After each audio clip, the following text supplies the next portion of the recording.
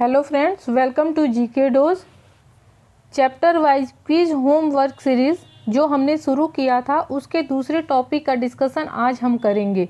हमारा second topic है friends British उपनिवेशिक नीतियाँ। क्विज होमवर्क सीरीज़ ये डे 2 है। हमने पहला जो टॉपिक किया था वो किया था भारत में यूरोपियों का आगमन। उससे रिलेटेड हमने टॉप 20 MCQ सॉल्व किया था फ्रेंड्स।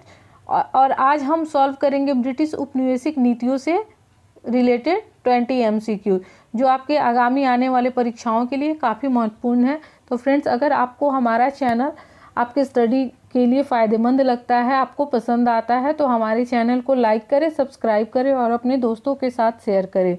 चलिए फ्रेंड्स, चलते हैं हम अपने डिस्कशन की तरफ। हमारा पहला प्रश्न है, दक्षिण भारत में सिंचाई व्यवस्था का अग्रदूत किसे माना जाता है? इसका आंसर होगा सर आर्थर कॉटन। एक्सप्लेनेशन देखते हैं। सर आर्थर कॉटन ब्रिटिश सिंचाई अभियंता थे, वो एक इंजीनियर थे।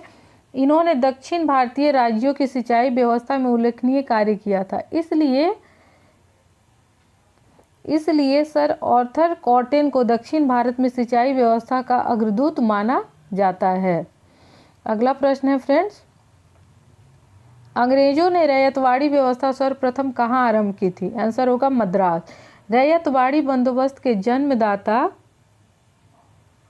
जन्मदाता होगा टॉमस मुनरो और कैप्टन रीड। ये भी क्वेश्चन पूछता है एग्जाम में।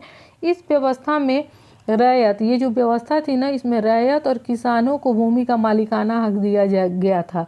तो क्वेश्चन ये भी पूछता है कि रैयतवाड़ी बंदोबस्त किसके साथ किया गया था? महाल के साथ, जमींदारों के साथ, किसान के साथ? तो फ्रेंड्स, इसका आंसर होगा रैयत और या किसान के साथ। रैयत और किसान सेम ही वर्ड होता है, ठीक है। यह व्यवस्था जो था, रैयतवाड़ी व्यवस्था, ये कुल ब्रिटिश क्षेत्र के 51% हिस्से में लागू था। चलिए अगले प्रश्न की तरफ चलते हैं। अगला प्रश्न है, ब्रिटिश शासन के दौरान भारत में उद्योगों का कोई स्वतंत्र विकास नहीं हुआ, इसका क्या कारण था? तो फ्रेंड्स, जो अंग्रेजों ने भू राजस्व व्यवस्था लाया था उसके तहत जमींदारों को या जिनके पास भी, चूँकि उद्योगों का तो कृषि का वाणिज्यीकरण उन्होंने शुरू कर दिया था, उद्योगों का पतन हो गया था, तो इसलिए ज़मीन को ज़्यादा तरजीह दी जाने लगी, क्योंकि अंग्रेज़ों का पूरा ध्यान रहता था कि हम भूमि से ज़्यादा टैक्स कलेक्शन करें। तो फिर यहाँ के जो भी थोड़े बहुत संपन्न लोग थे उनका ज़्यादा ध्यान कहाँ था? धनिक वर्ग द्वारा भू संपत्ति में निवेश को तरजीह देना, ठीक है। तो इसी कारण भारत में उद्योगों का भी क्योंकि यहाँ के लोगों ने भी कोई प्रयास नहीं किया, अगर जिनके पास संपत्ति थी उन्होंने भी उसमें निवेश करने को तरजीह दी। चलिए फ्रेंड्स, अगले प्रश्न पे चलते हैं। किसके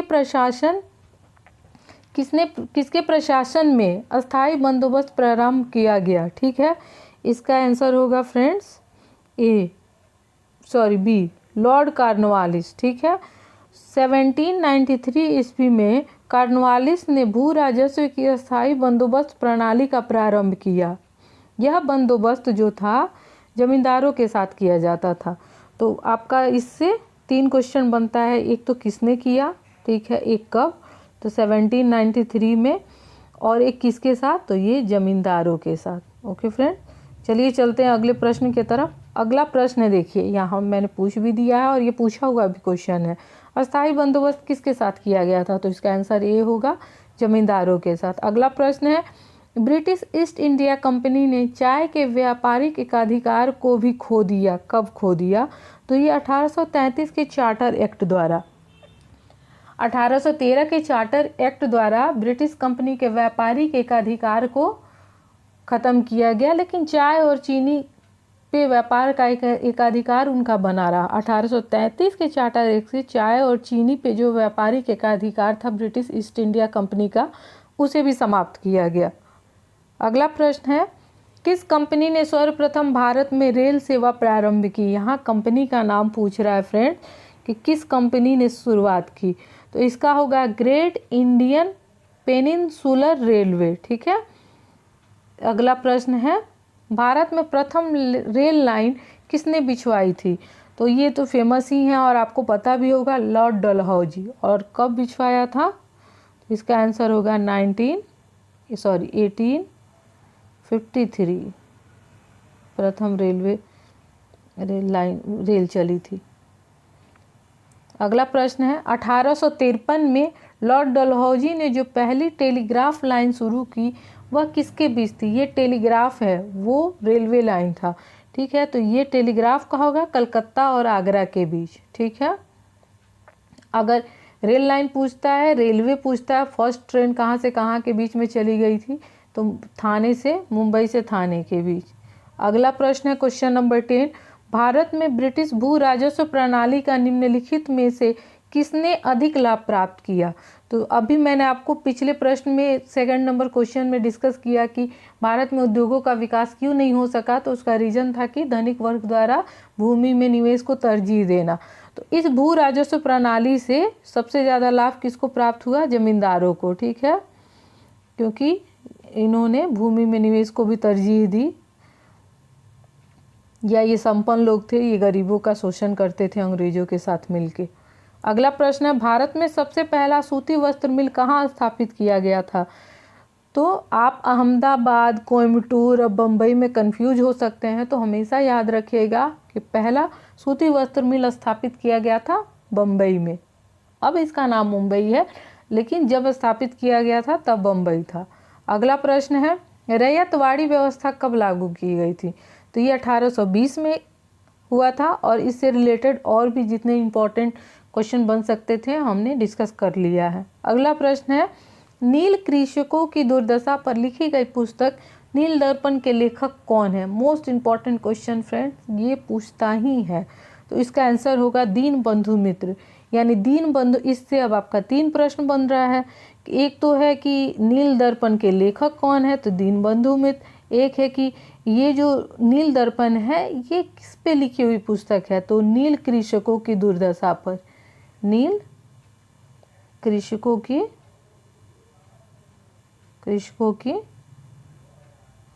दुर्दशा पर ये पुस्तक लिखी गई है।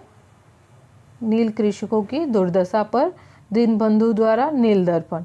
ओके फ्रेंड्स, चलिए चलते हैं अगले प्रश्न की तरफ। अगला प्रश्न है भारत में प्रथम जनगणना कब हुई थी? तो लॉर्ड मेयो के द्वारा हुई थी भारत में प्रथम जनगणना। ठीक है, प्रथम रेल लाइन का निर्माण हुआ था 1853 में। अगला प्रश्न है बंगाल काश्तकारी अधिनियम कब लागू हुआ था? फ्रेंड्स, ये इंपॉर्टेंट क्वेश्चन है, इसको ध्यान से याद रखिएगा। 1885 यानी 1885 में बंगाल काश्तकारी अधिनियम लागू हुआ था। अगला प्रश्न है आर्थिक तौर पर 19वीं शताब्दी में भारत पर अंग्रेजी शासक का एक परिणाम था। 19वीं शताब्दी में भारत पर अंग्रेजी शासन का एक बहुत बड़ा परिणाम क्या हुआ? तो भारतीय कृषि का वाणिज्यीकरण। आंसर ये होगा। ठीक है, आर्थिक क्षेत्र में यही हुआ कि यहाँ के उद्योगों का पतन हो गया, और कृषि में भी खाद्यान्न से ज़्यादा आपको नकदी फसलों पे, जैसे चाय, नील, अफीम, इन सारी चीज़ों के उत्पादन पे अंग्रेज़ों का ज़्यादा जोर होता था, और वो जोर ज़बरदस्ती से इसकी खेती करवाते थे। इसी को बोलते हैं कि यानी खाद्यान्न से ज़्यादा नकदी फसलों को प्रोत्साहन देना, इसी को बोलते हैं भारतीय कृषि का वाणिज्यीकरण। ठीक है, क्वेश्चन नंबर 18 है the economics history of India के लेखक कौन है? तो इसका आंसर होगा फ्रेंड्स रमेश चंद्र दत्त। ठीक है, अगला प्रश्न है कंपनी के व्यापारिक एकाधिकार को कब समाप्त किया गया? पूर्ण रूप से फ्रेंड, वैसे ये 1813 से स्टार्ट हुआ, 1813 से इसकी शुरुआत हुई। 1813 से एकाधिकार को ख़त्म करने की शुरुआत हुई। ठीक है, ये यहाँ स्पेस नहीं है इसलिए गंदी राइटिंग हो गई, लेकिन पूर्ण रूप से 1833 में व्यापारिक एकाधिकार को ख़त्म किया गया। ओके फ्रेंड्स, अगला प्रश्न और लास्ट प्रश्न, रेलवे बोर्ड का गठन कब किया गया? तो फ्रेंड्स इसका आंसर होगा 1905। और कौन सा गवर्नर जनरल था उस टाइम? तो होगा कर्जन। ओके, तो हो गया आज का ये टॉप 20 MCQs इस चैप्टर से, यानी ब्रिटिश उपनिवेशिक नीतियों से। अब हम फिर कल मिलेंगे अगले चैप्टर में और इम्पॉर्टेंट टॉप 20 MCQs। फ्रेंड्स, तब तक के लिए आप जम के पढ़ते रहें और हमारे चैनल को लाइक करें, सब्सक्राइब करें और शेयर करें, ताकि हम भी आपके लिए ज़्यादा से ज़्यादा एफर्ट डालें और आपके लिए ज़्यादा से ज़्यादा MCQs आपको दे सकें। तब तक के लिए फ्रेंड, जय हिंद।